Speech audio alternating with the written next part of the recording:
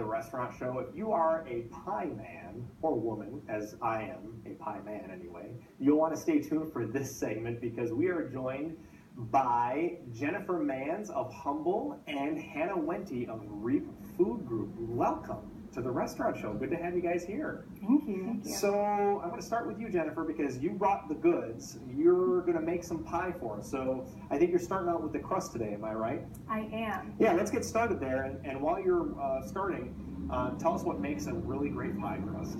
So what makes a really great pie crust is, I'd say, keeping everything cold. Cold is the secret. You're trying to keep everything as cold as possible. So you're starting out with 2.5 cups of your flour. You're adding in 2 tablespoons of sugar. Awesome. And then 1 teaspoon of your coarse sea salt. Okay, coarse sea salt. I've never heard of that, putting sea salt in there, but is that better than using like iodized salt or table salt or something like that? I just prefer the taste of it. It is a little coarser, Sure. but the thing about salt is that if you add a pinch of it to something, it makes it taste a little bit more sweet. So Interesting.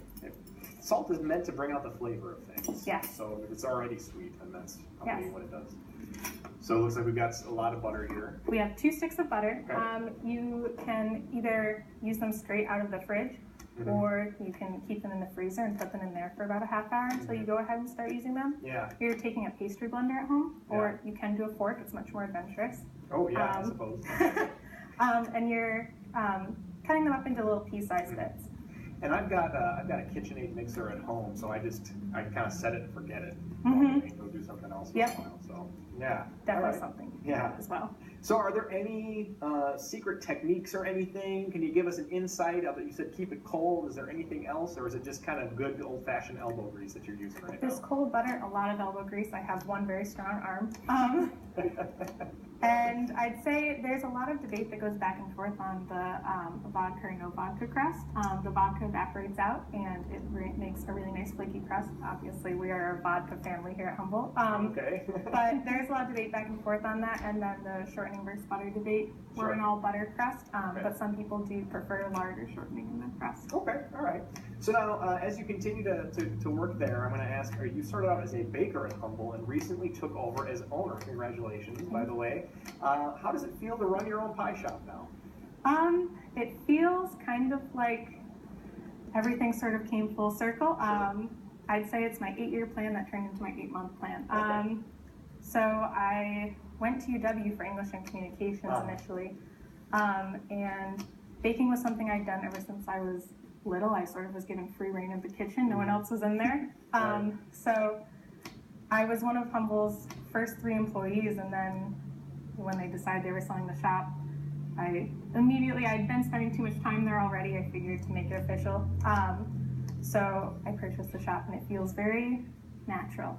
It feels very much so like I do spend more time there than home. Right, so, but it's your not, real home is your second home. The bakery is your home.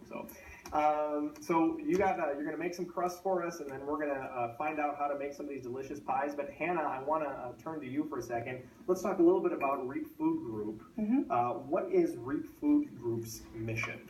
So we really want to connect people to their food. So we're really about promoting the local food scene, so promoting local farmers and connecting them with chefs and consumers. So we do that through farm to business. So we work with places like Humble to help work with local farmers and get some, great local ingredients that make their pies and other foods taste so much better. Right. And then we work in the Madison School District as well with farm to school programs.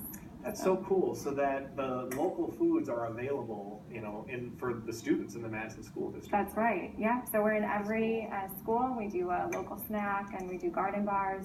We're always looking for kind of new ways to engage the kids with how their food is grown and where it comes from. Okay. All right. How's that pie crust coming? Looks like it's coming together pretty nicely there. Yes. So this is a cup of water in it. Trying to keep it cold, and then you're going to go ahead and put this in the fridge and let it sit for about 2 hours. Okay. It's ready to roll out. All right. And then you've got one that's already been sitting in the fridge. I do. Right? Okay. The key is to keep everything cold. Keeping everything cold. So do we need to use the other cutting board for this, or can we use this one? You can go ahead and use it. Okay, that's cool. That's cool. So we're here today because Pie Palooza is coming up. So Hannah, I'm wondering if you could talk a little bit about how long Pie Palooza has been going on, where people can get tickets, what is it exactly, and just give some folks some more information. Sure. So Pie Palooza is a local food brunch. It's held at Goodman Community Center. It's going to be Sunday, October 30th. Okay. It's our 12th year. So every year we get about 25 different restaurants, bake pies for the event. All the proceeds go to REAP Food Group. It's really fun. Each attendee gets 2 pieces of pie from a big pie buffet. So they can kind of choose, do you want savory or sweet? Okay, savory or sweet pies are all game there. And this is your 12th season, you said? It is, yep, so it's our 12th year. Right. Yeah. Oh, congratulations. Yeah, thank you. Fantastic. All right, so you guys have switched places now. Yeah. Jen, you're next to me, and looks like this is coming. How thin do you really want a pie crust? Is my question. It's okay if the edges are a little bit thicker. Okay. For our fruit crust, we par bake them. So like this, it's when you bake the crust ahead of time. I recommend it for fruit pies. It keeps it really nice and flaky. So you bake it ahead of time, and then you bake it again when you put the fruit in? When you put the fruit, especially for things like we have pears here. Those I picked up at Willie Co-op North, and those are the Harlow sweet pears from Door County. All right. But they have this sweet texture, and when you use local ingredients, you don't need to add that much sugar because they're usually in season. So something like that. The pears are soft and ripe, and they shouldn't need to be in the oven very long. All right. Well, while you're doing that, I'd like to cut one of these pies and plate it if I could. Absolutely. So this is the sweet potato pie, am I right? The cardamom sweet potato. Cardamom sweet potato. Okay, so do I just cut a slice? Can I just do that? Yeah, you can go right ahead. All right. And then the other one, this one here is the spiced pear, bourbon, and brown sugar pie. Yes, it is. That one sounds really fascinating. I've been known to put bourbon in a handful of our pies. As they say, you like to cook with bourbon and sometimes you add it to the pie? Exactly. All right, I'm going to try to get this. I think I cut the crust all the way through there. That's my problem. It is a thick crust. Yeah, oh my God, look at that.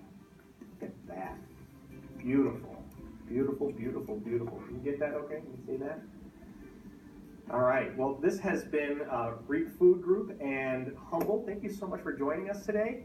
Check out REAP Food Group's website if you want to know more about Pie Palooza, how to get tickets, how to get it in and get pie. We'll be right back with more Restaurant Show after the break. Stick around. Coming up next on the Restaurant Show,